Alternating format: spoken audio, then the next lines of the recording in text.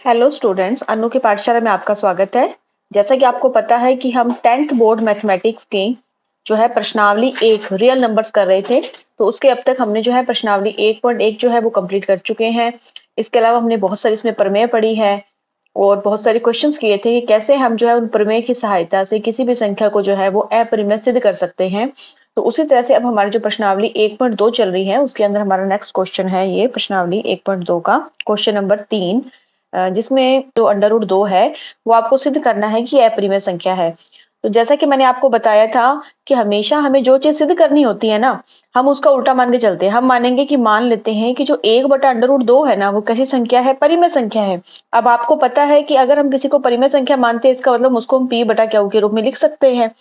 p/q के रूप में लिख सकते हैं तो परिमेय संख्या की शर्त होती है कि जो q होता है ना उसका मान 0 नहीं होना चाहिए, यानी कि हर का मान 0 नहीं होना चाहिए। और वैसे p और q क्या होते हैं, पूर्णांक होते हैं। ये कोई भी संख्या हो सकती है, बस 0 नहीं होने चाहिए हर के अंदर। और इसके साथ जो सबसे इंपॉर्टेंट पॉइंट है, जो कि हम इसको जब मानते हैं परिमेय संख्या, कि जो p और q जो हमने लिया होता है ये सह अभाज्य संख्या होती है। सह अभाज्य संख्या का मतलब को प्राइम नंबर्स, यानी कि अगर हम इन दोनों का उभयनिष्ठ गुणनखंड लेंगे ना तो वो इनके अंदर कुछ एक के अलावा और कुछ भी कॉमन नहीं आएगा। ठीक है, तो उसको हम बोलते हैं। अब देखिए इसको आगे कैसे सॉल्व करेंगे। अब हम देखते हैं कि हम q को इधर ले आएंगे और अंडर रूट 2 को है उसके पास ले जाएंगे, तिरछा गुणा कर देंगे। यहाँ पे अगर हम तिरछा गुणा करें, यहाँ पे तिरछा गुणा करने पर क्या इधर गुना हो जाएगा और अंडर रूट का जो 2 है वो p के साथ गुना हो जाएगा। अब हम क्या करेंगे, दोनों तरफ दोनों ओर वर्ग करने पर, अब आपको पता है कि अगर हम दोनों ओर वर्ग करेंगे तो क्या तो हो जाएगा क्या की स्क्वायर। अब आप मुझे बताइए अंडर रूट 2 की स्क्वायर और p की स्क्वायर। अब आप मुझे बताइए कि अंडर रूट 2 का वर्ग अगर हम करें तो आपको पता है कि अंडर रूट का मतलब होता है कि घात कितनी है, 1/2। अच्छा, और ब्रैकेट के बाहर घात कितनी है, 2। और आपको ये अच्छे से पता है ना कि अगर किसी संख्या के ऊपर घात के ऊपर भी घात होती है, इसका मतलब घातें आपस में गुणा हो जाती हैं। ये हमने पढ़ा हुआ है 8th क्लास के अंदर। इसका मतलब ये आधार तो वैसे का वैसा है, घात के ऊपर घात है तो घातें आपस में गुणा हो जाएंगी। अब बताइए, अंश और हर तो कट सकता है ना आपस में, तो 2 की घात 1 बच गई, यानी कि कितना आ गया, 2 आ गया। यानी कि आप वैसे भी इसको याद रख सकते हैं कि अगर हम अंडर रूट वाली किसी भी संख्या का वर्ग करते हैं ना तो वो संख्या अंडर रूट से बाहर आ जाती है। ठीक है, तो आप देखिए क्यू की स्क्वायर बराबर 2p²। अब आप इसको समीकरण नंबर एक बना रख सकते हैं। ठीक है, अब यहां से आप एक चीज और देखिए कि अच्छा, अब आप देखिए अगर हमें इसमें p² का मान निकालना है, अगर हमें इसमें p² का मान निकालना है तो 2 गुणा में था ना इसके, 2 कहाँ चला जाएगा, इसके भाग में चला जाएगा। ठीक है, अब यहाँ आप एक बात देखिए, इसको देखने से आपको क्या पता चलता है कि जो 2 है ना वो क्यू के स्क्वायर को क्या कर रहा है, विभाजित कर रहा है। अब आप याद कीजिए कि मैंने आपको एक प्रमेय पढ़ाई थी, अगर आपको ध्यान हो तो प्रमेय 1.2 हमें क्या कहती है कि यदि कोई भी अभाज्य संख्या, कोई भी अभाज्य संख्या किसी संख्या के वर्ग को, किसी संख्या के वर्ग को विभाजित करती है, विभाजित करती है, तो वह अभाज्य संख्या, वह अभाज्य संख्या उस संख्या को भी विभाजित करेगी।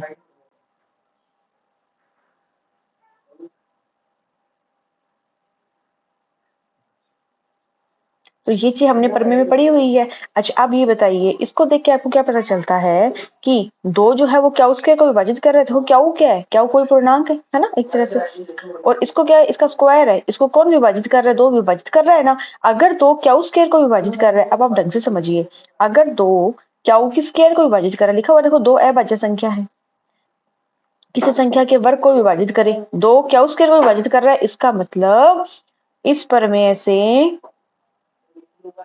जो 2 है ना वो क्या को भी विभाजित करेगा।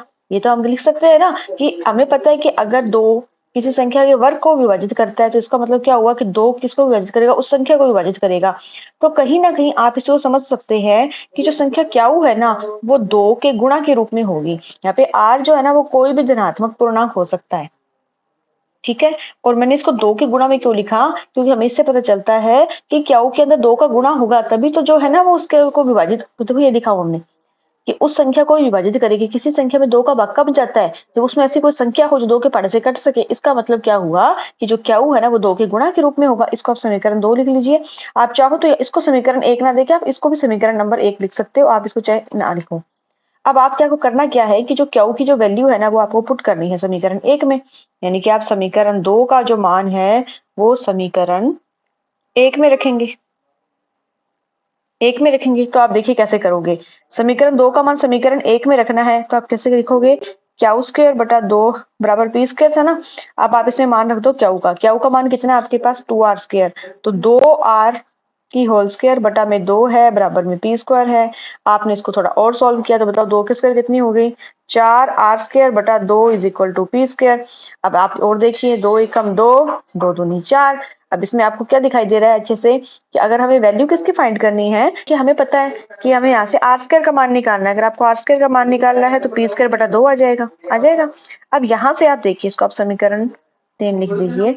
यहाँ से हमें क्या पता चल रहा है कि जो 2 है वो कोई अभाज्य संख्या है। ठीक है, वो किसी संख्या के वर्ग को क्या कर रही है? विभाजित कर रही है। अब वापस यहाँ पे कौन सी प्रमेय लग जाएगी? प्रमेय 1.2 लग जाएगी ना। तो प्रमेय तो ये कहती है कि अगर कोई अभाज्य संख्या जो है किसी संख्या के वर्ग को विभाजित करती है, इसका मतलब वो उस संख्या को विभाजित करेगी। तो इसका मतलब क्या हुआ? तो हम फिर से लिख सकते हैं ना कि प्रमेय 1.2 से इसका मतलब क्या हुआ कि जो p है ना वो भी क्या होगा? 2 के गुणा के रूप में कोई संख्या होगी, यानी कि p भी 2 का गुणज होगा। 2 का गुणज होगा। अब आप मुझे बताइए हमने क्या माना था? हमने तो ये माना था कि भाई हमारा जो 1 बटा जो √2 है ना वो कैसी है? परिमेय संख्या है। अच्छा, परिमेय संख्या होती है इसका मतलब क्या हुआ कि जो p और q जो होते हैं वो सहअभाज्य संख्या ही होती है। अब सहअभाज्य संख्या का मतलब तो ये होता है कि भाई दोनों का उभयनिष्ठ गुणनखंड जो है वो कुछ आएगा ही नहीं, सिर्फ और सिर्फ एक आएगा। अब एक तरफ आप क्या कह रहे हो कि q जो है ना वो भी 2 का गुणज हो सकता है, p भी 2 का गुणज हो सकता है। तो इस लाइन का मतलब तो ये हो गया ना कि p व q का उभयनिष्ठ गुणनखंड 2 भी है। तो यह बात विरोधाभास उत्पन्न करती है। यह बात विरोधाभास उत्पन्न करती है कि 1/√2 परिमेय संख्या है। ठीक है, तो अतः हम कह सकते हैं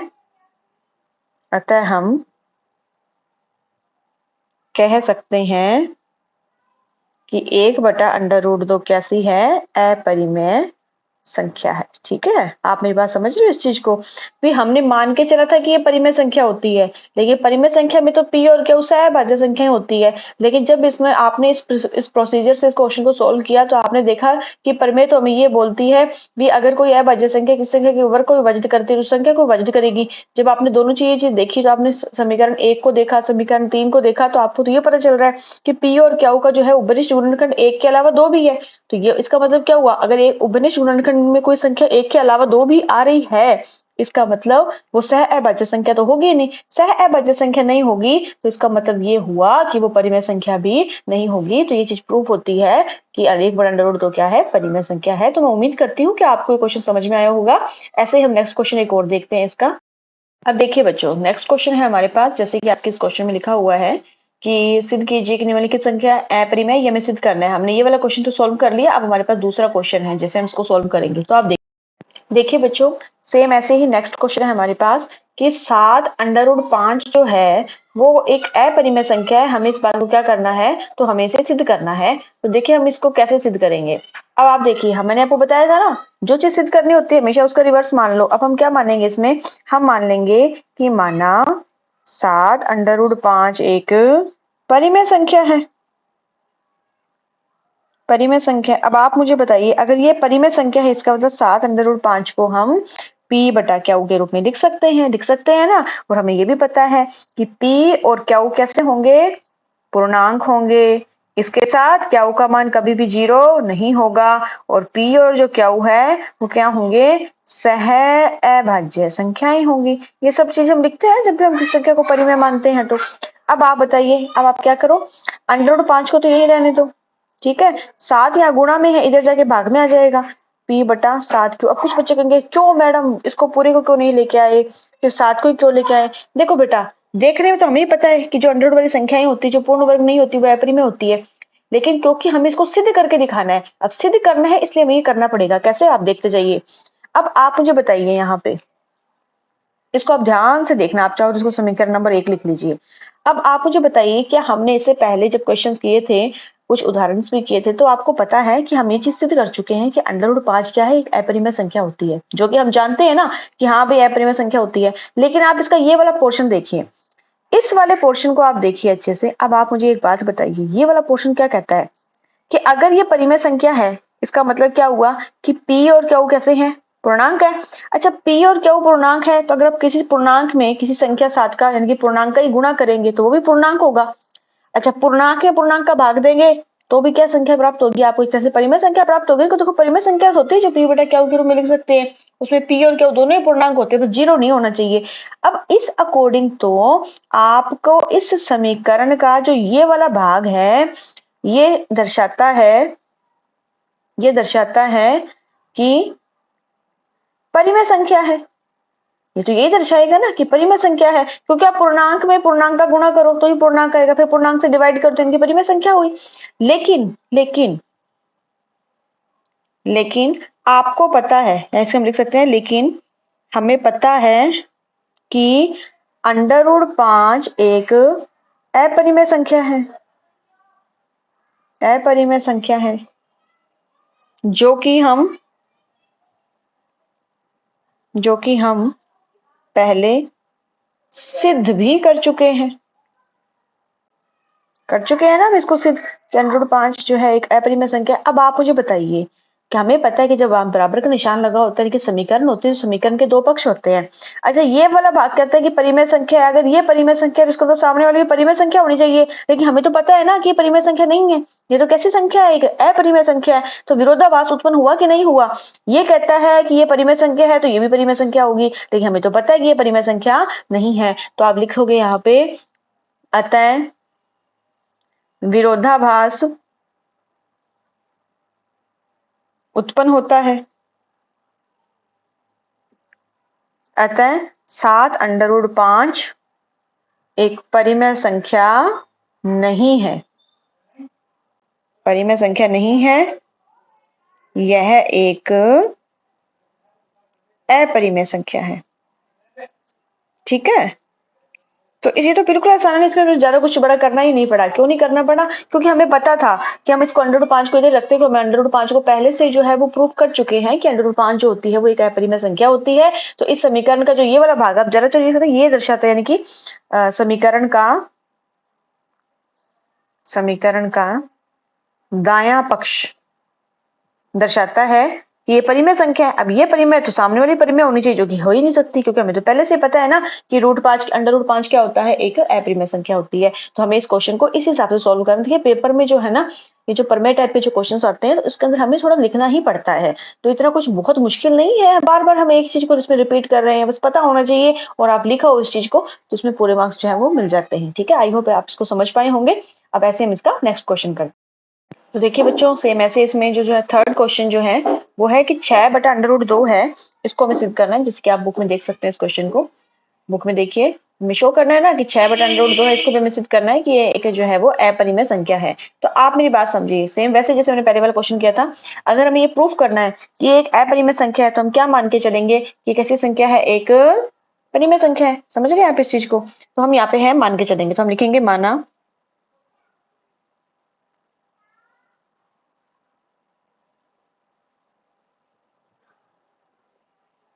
6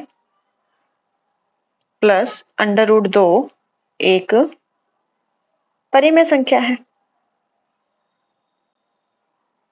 परिमेय संख्या है। अब आप बताइए, अगर 6 प्लस अंडर रूट का 2 अगर परिमेय संख्या, इसका तो हम इसको P बटा Q के रूप में लिख सकते हैं, जहां पे P और Q जो होते हैं वो पूर्णांक होते हैं, Q का मान कभी भी 0 नहीं हो सकता। ये सब चीजें हमें पता है इसके अंदर। अब आप देखिए, अगर हम अंडर रूट 2 को यही रखें, ठीक है, 6 यहाँ प्लस का था, बराबर के निशान के इधर जाएगा तो किसका हो जाएगा, माइनस का हो जाएगा। अब आप अच्छे से देखिए, अब यहाँ आपको दिख रहा है, क्योंकि इसको आप नाम दीजिए समीकरण 1, क्योंकि समीकरण 1 से पता लगता है कि P, Q और 6, देखिए सभी क्या है, पूर्णांक है कि नहीं है। P है, चाहे Q है, चाहे 6 है, सभी पूर्णांक है। ठीक है, पूर्णांक है। अगर ये सब पूर्णांक है तो चाहे आप किसी पूर्णांक में से किसी से पूर्णांक को घटाओ तो वो पूर्णांक क्या आएगा। इनके एक तरह से देखा जाए परिमेय संख्या हुई कि नहीं हुई, ये परिमेय संख्या हुई ना। अतः P बटा Q माइनस 6 एक परिमेय संख्या होगी, परिमेय संख्या होगी। यदि ये परिमेय संख्या है, यदि ये परिमेय संख्या है तो समीकरण का बायां पक्ष √2 भी एक परिमेय संख्या होनी चाहिए ना, एक परिमेय संख्या होनी चाहिए।